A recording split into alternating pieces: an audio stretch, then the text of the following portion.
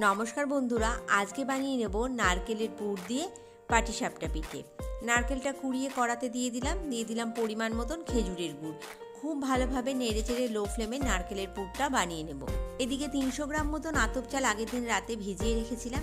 খুব ভালোভাবে মিক্সিং জারে পেস্ট করে নিলাম। দিয়ে দিলাম 1 কাপ পরিমাণ ময়দা, পরিমাণ মতন খেজুরের গুড় আর 1 কাপ পরিমাণ দুধ। সমস্ত কিছু উপকরণ খুব ভালোভাবে মিশিয়ে একটা স্মুথ ব্যাটার তৈরি করে নিলাম। এবার একটা ফ্রাইং প্যানে অল্প অল্প অয়েল ব্রাশ করে নিয়ে একে একে পাটিসাপটা পিঠেগুলো নারকেলের পুর দিয়ে তৈরি করে নিলাম। দেখুন, সমস্ত পিঠেগুলি প্রথম থেকে সুন্দরভাবে উঠে যাচ্ছে এবং দেখতেও ভারী সুন্দর হয়েছে, খেতেও ভীষণই টেস্টি। 1 হাতা করে ব্যাটার ফ্রাইং প্যানে দিয়ে কয়েক সেকেন্ড সময়ের জন্য অপেক্ষা করব। এবার নারকেলের পুরটা পুরো পাটিসাপটাই যেন পড়ে সেই জন্য লম্বা করে পুরটা করে নেব। তারপরে সুন্দর করে ভাঁজ করে পাটিসাপটা পিঠে তৈরি করে নেব। এই যে একে একে আমার সব কটি পাটিসাপটা পিঠে তৈরি করা হয়ে গেছে। পিঠেগুলো ভীষণই টেস্টি।